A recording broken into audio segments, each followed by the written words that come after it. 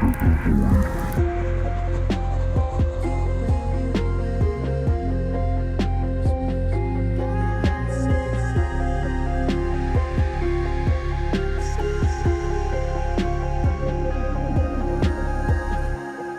right, you saw the title of this episode, and this is a question that plagues all of us at times.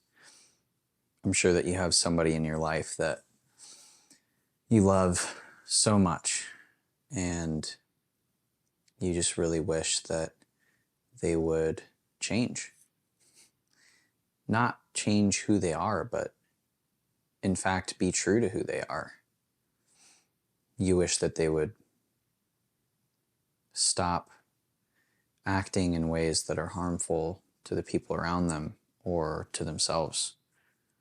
You wish that they would believe in themselves enough to see their value and make adjustments in their actions and their habits and their character to align with who they really are, because there is something to be loved about them. It's hard to get through that stubbornness. So, can people change? I don't know if I know the answer to this one, but I want to explore it because it's important. I think that the way that you respond to this question can have a huge impact on your perspective on other people and just humanity in general, or life in general. So if I ask you the question, can people change? And you've had some experiences with people in your life that you love that refuse to change, you could very easily say, no, people can't change. Now, if you're one of the fortunate individuals that has had somebody like this in your life, and they have actually made adjustments and improvements, and they have become better, and they have changed, then your answer is going to be yes. But what about somebody who isn't sure? Because I mean, this kind of goes along with the idea that they are changing and becoming more of themselves, instead of the idea that they are changing who they really are, and who they actually are deep inside is just a horrible person. So those are two different assumptions. And maybe those assumptions underlie the complexity of this whole question in the first place. Can people change? Does this mean, hey, I am a horrible person deep down, and I have a lot of work to do to be a good person? Or is it, deep down, I am good and I want to do good. However, there is a lot of trauma and conditioning and pride that is in the way of me realizing this good version of myself. I personally believe it's this side, the side of people being good deep down, but they have been conditioned, they have responded to trauma, they have allowed themselves to become something that they're not, act in ways that aren't in alignment with their higher self. But that still doesn't answer the question, can people change? I had a friend that was very, very special to me. My relationship to them meant a lot to me. And there were times where things were good. You know, it seemed like our friendship was great. And And it was fun, and it was fine, but there was something missing, and I wasn't sure what it was. And maybe this person felt the same way. But for me, I felt like there was a lot of emotional reserve. Now, I knew this person for a really long time, almost my whole life. And I felt like even after all those years, there was no emotional vulnerability between the two of us. Now, that's really hard. I mean, if you've been listening to the podcast, I'm sure that you know enough about me at this point to know that that would be hard for me to have no emotional depth in a relationship. It was based off of our interests and just having fun, basically. And like there was depth to our relationship in some ways, but that was mostly coming from the memories that we had together. We had so many years of memories that's like the depth was in the perspective of time, not necessarily emotion. So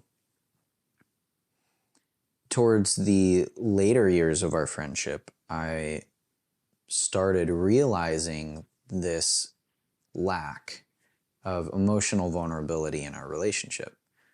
And I had brought it up a couple times, and I wasn't met with the same energy. So this was really hard for me. Does this lack of emotional vulnerability make this person a bad person? No. Does it mean that they need to change? I don't know. I would like to think that we are spiritual beings having a mortal experience. And feelings are incredibly powerful, and they shape the way that we respond to almost everything in life. So as a human being, if you are incapable of emotional vulnerability with anybody, I think that that's something that should be changed. That's something that should be worked on.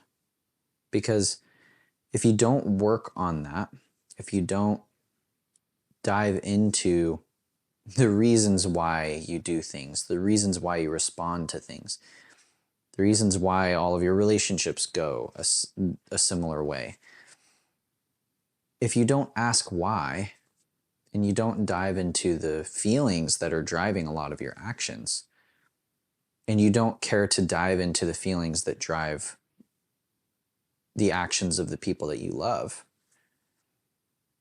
then I think that you're missing out on a part of what it means to be human. So I do think that that's something that should be improved on.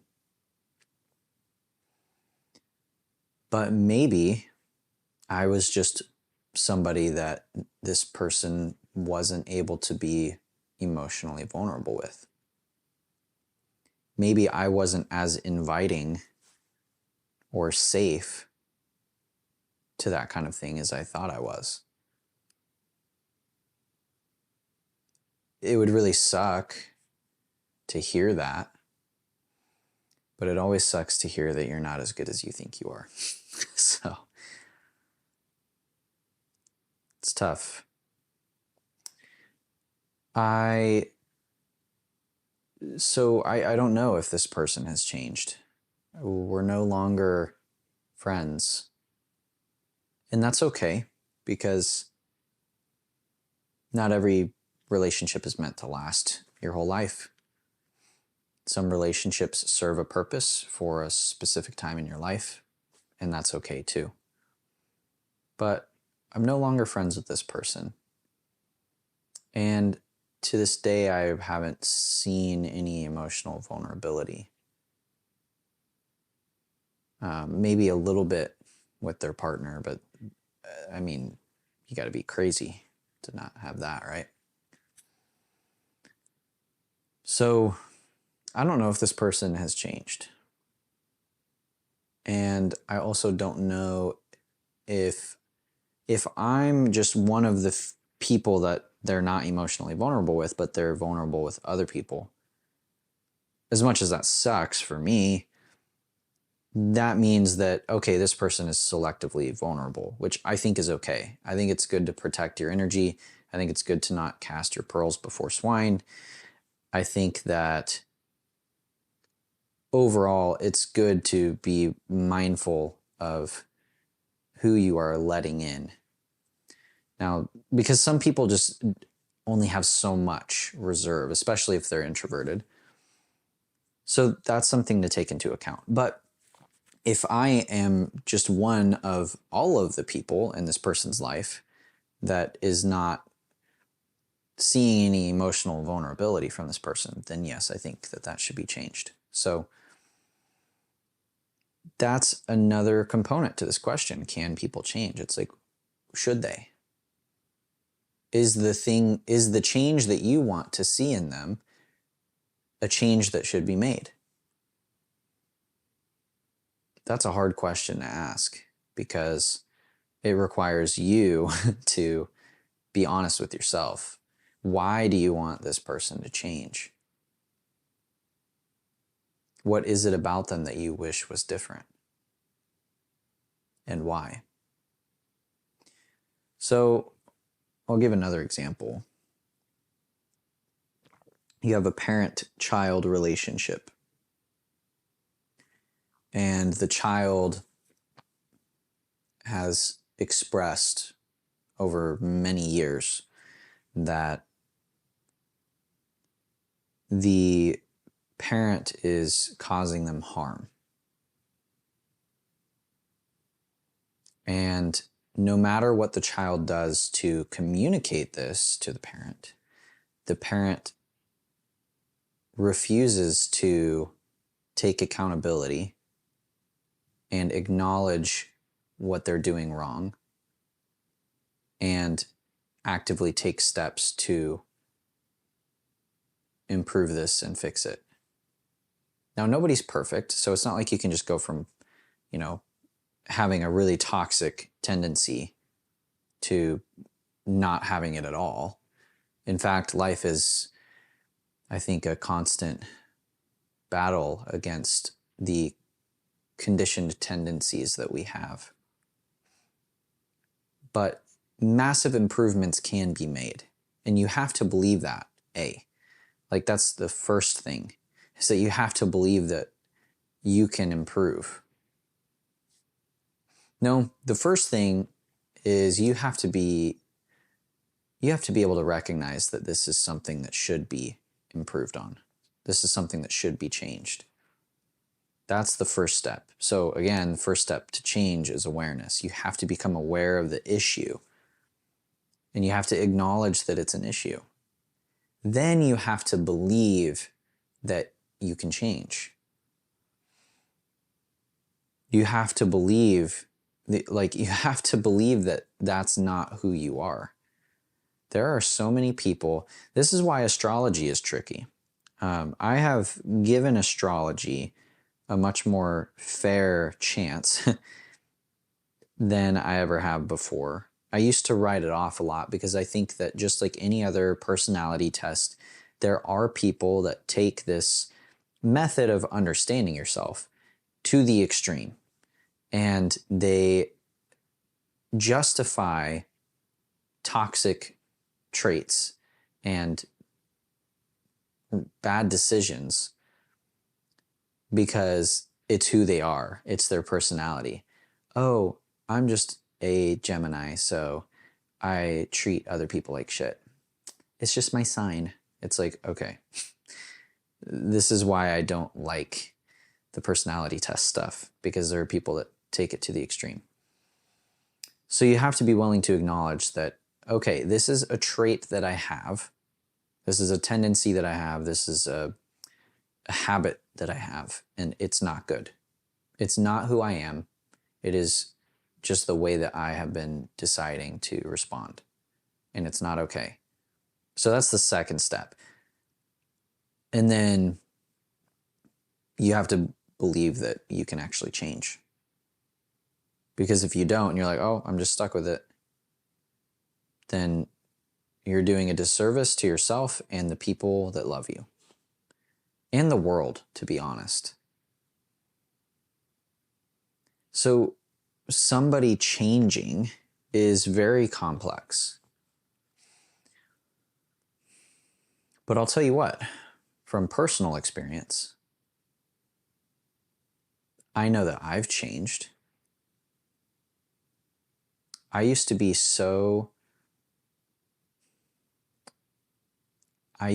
consumed with self-pity.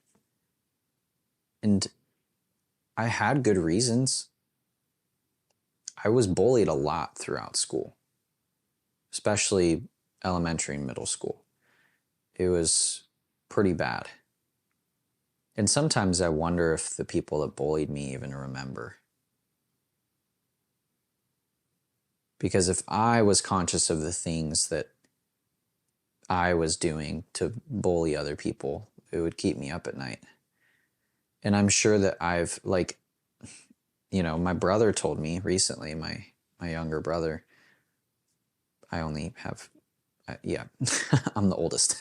So my younger brother told me just recently, like this past year, that he used to be really like scared of me, and he felt very bullied by me. And like that was a really hard pill to swallow, because I thought I was the victim. I thought I was the one that got bullied in my childhood. I thought that I was the one that people were always picking on. And I would see the guys that would pick on me at school, and not just pick on me, but like really, really just like never give me a break. And I noticed they always had like mean older brothers, or they had some sort of problem at home. And although I knew this, it was still hard for me to like have empathy, because I was in the middle of the situation and it was hard. But now I'm realizing that I was that mean older brother to my brother. And that sucks, because I love him to death. And like, I have so many good memories of us like playing together outside and using our imagination and creating worlds from just our minds. But I remember being mean to him and being manipulative and forceful, and I don't want to acknowledge that even happened, but I need to.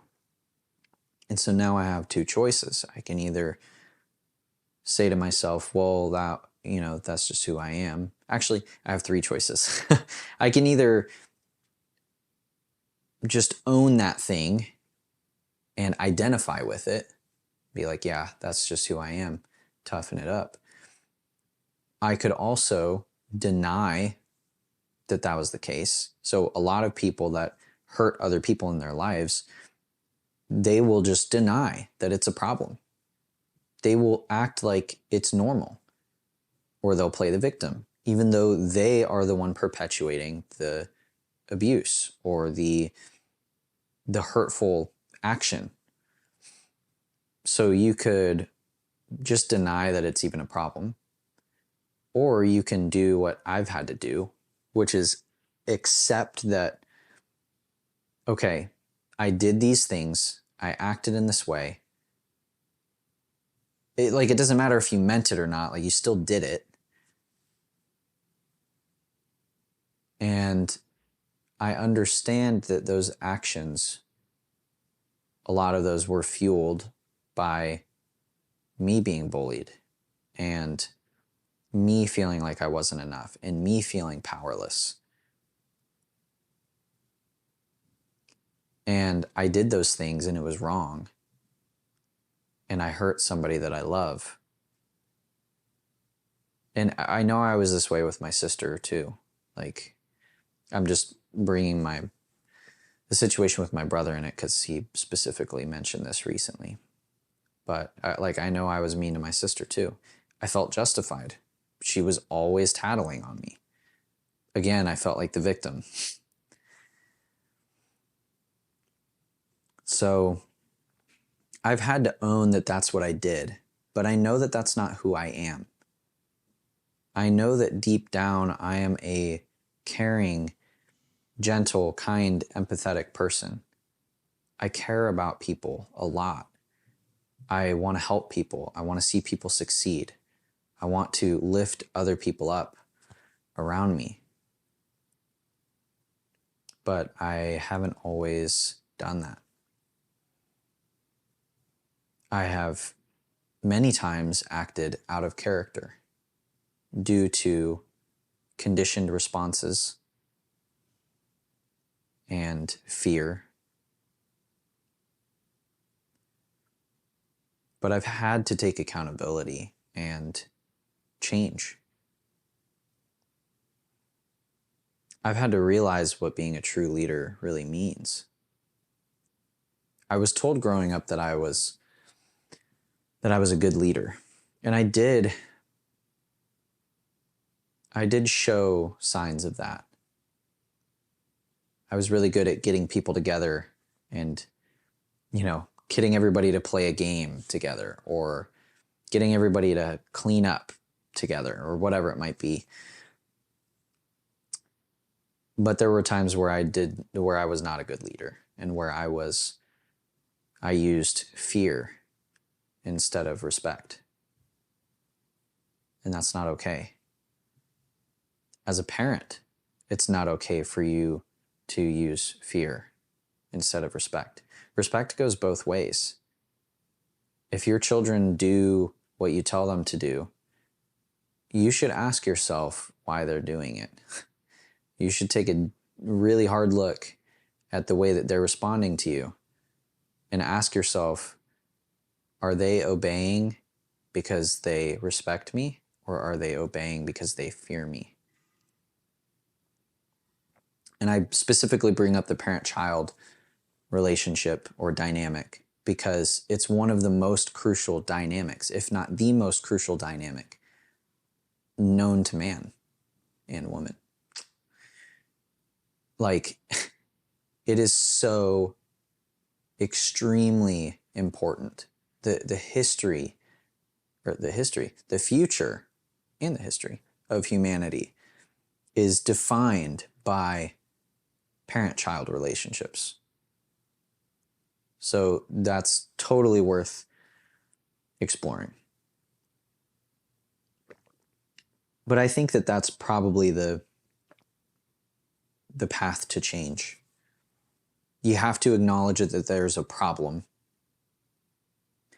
You have to then separate your identity from that. You take accountability for those actions, but you acknowledge that it's not who you really are. And then you take steps to amend it and improve. And easier said than done, I get it, but it's necessary. But then there's another problem, which is some people just won't change. Can people change? I think so. I think everybody can change. I don't think anybody's too far gone.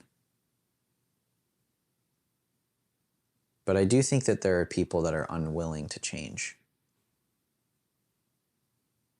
And that's almost a bigger problem. See, if people just couldn't change, if people were the culmination of their actions and beliefs and thoughts and words and good and bad tendencies, and that actually made you who you truly are, like, we wouldn't be having this conversation. We wouldn't be able to do anything about it. All right, just whatever. But I also don't think our species would have gotten this far if that was the case. So people can change. That's a choice. Some people choose not to. Some people are unwilling to change. It takes accountability. It takes a lot of introspection, and some people are unwilling to even go there. They're unwilling to even take the first step in acknowledging that there's a problem. It hurts their pride too much. Which is really unfortunate, because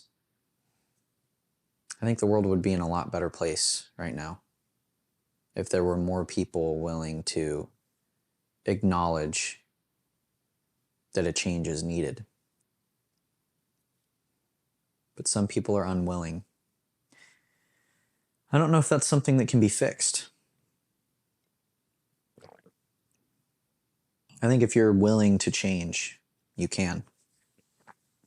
And if you're unwilling to, you still can, but you just won't because you're not willing to. People can't force you to change.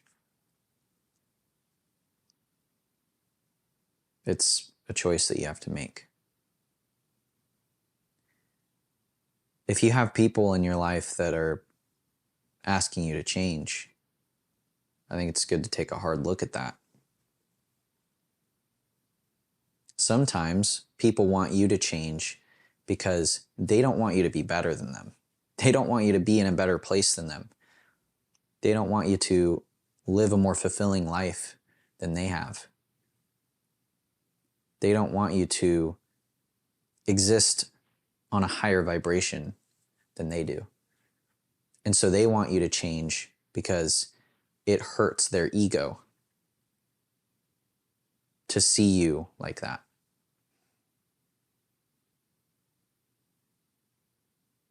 In that instance, don't change. Keep doing what you're doing.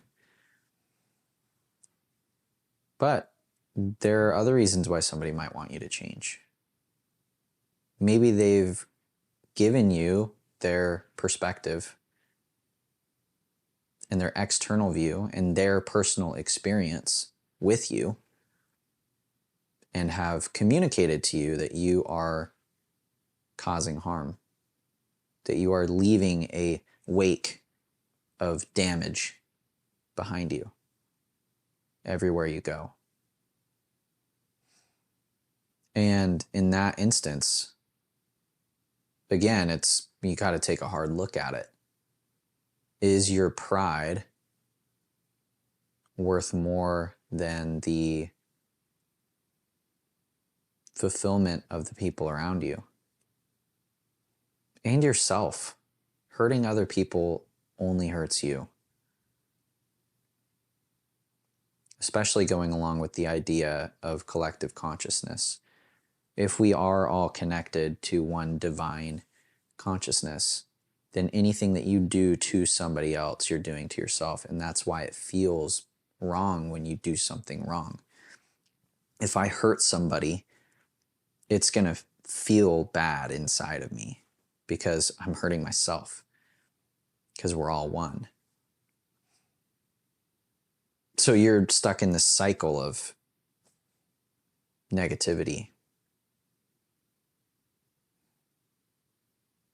You have to love yourself enough to change. And you have to love the people around you enough to change. And you honestly have to love life enough to change. And if you don't, and you're unwilling to acknowledge that there's a problem, then you won't change. It's a good episode for me. It's a healing episode for me whenever I take a lot of long pauses because it means that I'm thinking and I'm taking it in. And the thing is, I move so fast in my life most of the time that I don't take time to pause and just sit. And my mind's always running. I'm always thinking about things, but I'm rarely feeling them. And that's why questions like this are so important. Because you can think to yourself, oh, I need to change this. Like, I know this is wrong. But do you take the time to really sit and feel the weight of the situation? The reason why we're all struggling so much is because anytime there's a bad feeling, and I say bad feeling because we've been taught that certain feelings are good and certain feelings are bad. Anytime there's a bad feeling, we don't want to feel it. We push it off. It's called avoidance. But you still carry it around. You just kind of like set it on a shelf, or you put it in the backpack. And you carry it with you, and it gets heavier and heavier. And that's why sometimes you feel like you explode, because you haven't been processing your feelings. So that's why questions like this are so important. That's why I love doing this podcast, and why it's been so healing for me, is because I'm able to sit here and really think about it and feel it. So sometimes I just take a moment and feel what my words mean, what these thoughts imply. People can change. We all can. But it's a choice. And unfortunately, I think some people are unwilling to change. And maybe that's something that we just have to accept. But there is something to be said for hope. Consciousness is extremely powerful. And if the consciousness that you're directing at somebody else says, you can't change, you won't change, I know that you're going to remain the same, that has an effect. It's an invisible effect, because consciousness isn't tangible necessarily. But imagine if there's somebody in your life that you really want to change. Or I guess a better way to phrase this is, imagine that there's somebody in your life that you know needs to change, and that you want to change for the better.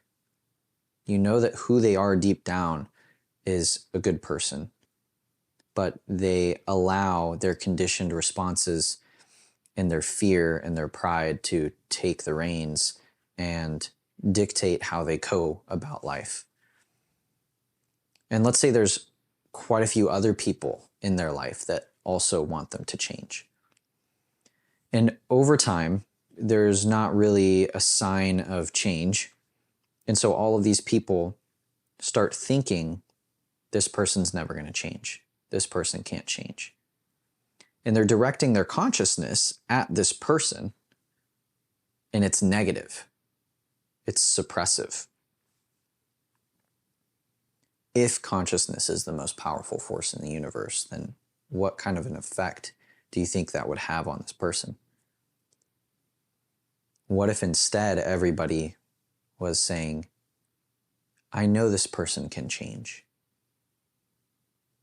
I believe that they will change.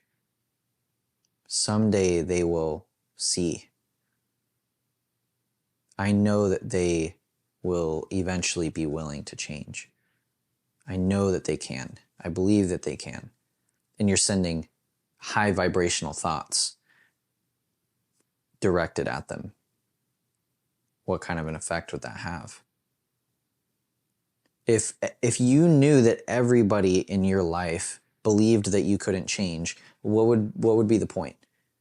Maybe you get lucky and your pride is just strong enough to where you can be like, screw you guys, I'm going to prove you wrong. But we change for other people. We change for the benefit of others. You can change out of self-love, and you should, but a lot of times we finally give in and change our behaviors because we're afraid of losing the people that we love. So what would be the point if everybody was like, you can't change? It's like, well, you have nobody to do it for. But what if instead everybody was like, hey, like, I believe in you.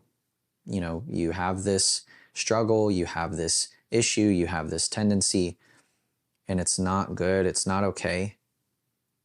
But I'm going to continue to give you opportunities to change. What effect would that have on you?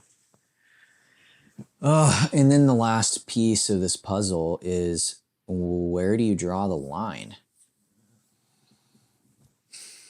At what point have you given somebody so many opportunities to change their behavior, change the way that they treat you, change the way that they speak to you and about you? At what point have you given somebody so many chances that it is unhealthy for you to give them access to your energy like that anymore? I think that's the other question that needs to be answered. It's one thing if people can change. It's another thing if they're going to. And you can't wait around forever for somebody else to change, because let's take the scenario. You have somebody here that is stagnant and they have bad tendencies and they are harming other people in their life. And then you have you, where you are waiting around for them to change because you love them and you want them to change. Well, guess what? You're both stagnant. You're waiting for them to change and they're just not going to change because they're choosing not to. So what's going to have a greater impact? If you wait around for somebody to be better, or if you become better yourself? Becoming better takes a lot of energy. It takes a lot of effort to look within yourself and analyze your tendencies and what your negative habits are. And it takes energy to do something about it over a long enough period of time for you to really align with your higher self. That takes a lot of energy. It also takes a lot of energy to wait around for somebody to treat you right. It takes a lot of energy to continually forgive and be patient with somebody that you love and that you want to love you the right way. So how long can you wait around? How many chances can you give? Some people will say, well, you need to forgive them continually. There's a difference between forgiving somebody and giving them access to your energy. I can forgive you and not allow you to be a part of my life anymore. Because forgiveness is for the person that was wronged. It's for you. Forgiveness is for you to let go and not allow these bad things to rule your life anymore, to allow you to not be a victim anymore, to allow you to heal. You could forgive this person 1,000,000 times, and that doesn't mean they're going to change. So I think the way that you find this balance is by continually asking yourself these questions. Continue to evaluate the relationships in your life and ask yourself, is this a relationship? Is this relationship a yes or a no? This is what I do personally. If I'm experiencing difficulty in a relationship, I try to take a step back and look at all of the components. How does this person fit into my life? What do they mean to me? How does this relationship affect my life? And you ask yourself, is this relationship a yes or a no? And what I mean by that is, if the effort that it takes for you to forgive and be patient or even be cordial, if it's really bad, if the energy that it takes for you to contribute to the relationship, if all of that feels worth it to you, and you feel that the potential improvements in that relationship are present, or they will be present, and that it'll balance out that effort, then the relationship is a yes. But if you're sitting there thinking about the ridiculous amounts of effort and energy and time and whatever else that you put into this relationship, if that far outweighs the likelihood that this relationship is going to improve and that it will be a fulfilling part of your life, that relationship is a no. And that's hard. It could be a sibling, a best friend, a parent, a grandparent. So you have to ask yourself if the relationship is yes or no. You can forgive somebody and also not allow them access to your energy. So that's the other component. Can people change? Yes. Will everybody choose to change? Most likely not. Is it important to continue to send good thoughts somebody's way? Like, hey, I believe that they can change, and I really hope that they do someday. Yes, it's good to do that. But you can do all of those things and also acknowledge, I have my own life to live. I have my own things to accomplish. I have my own progress to make. And this relationship is severely holding me back from that. This relationship is weighing me down. It is causing me harm.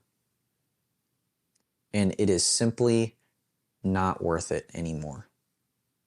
Maybe someday it will be. Maybe things will change. Maybe the person will change. And maybe a relationship with them will make sense again in the future. Not everything has to be cut off forever. But you have to be willing to make that choice, even though it hurts. Because it hurts at first to make that choice, but the positive impact that it could have on your life in the long run is you can't even quantify it. So you're just going to have to take that jump. You're going to have to trust yourself. You're going to have to love yourself enough to say, you know what, I am valuable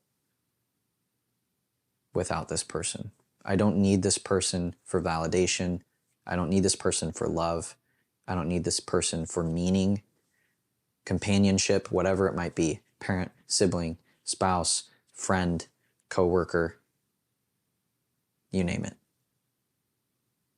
Have enough self-love to acknowledge or be aware of when somebody is willing to change or not. And I really think that you should base the relationships in your life off of that idea. Is this person improving themselves? Is this person actively working towards aligning with their higher self? If not, will they? Not for me, but for them. Will they be willing to do that? Will they work on that? And if that's a no too, if you're trying to improve your life and improve yourself, then that is a really bad relationship for you to have in your life. Lots to think about. People can change. like genuinely change. But some people won't. So surround yourself with people that will. I appreciate you listening. And yeah, just know where to draw that line. I need to continue to work on that for myself. But again, thanks for sticking around, and I hope this got your gears turning. You can find me on all social media at the NOLAN.VOID. Instagram is the focus at the moment, so hop on over there. I have some really cool things that I'm working on and cool things that I'm sharing. If you want to be a part of the movement of enlightenment, you should check it out. At the NOLAN.VOID on Instagram or anywhere else. I appreciate you listening, and I'll see you next time.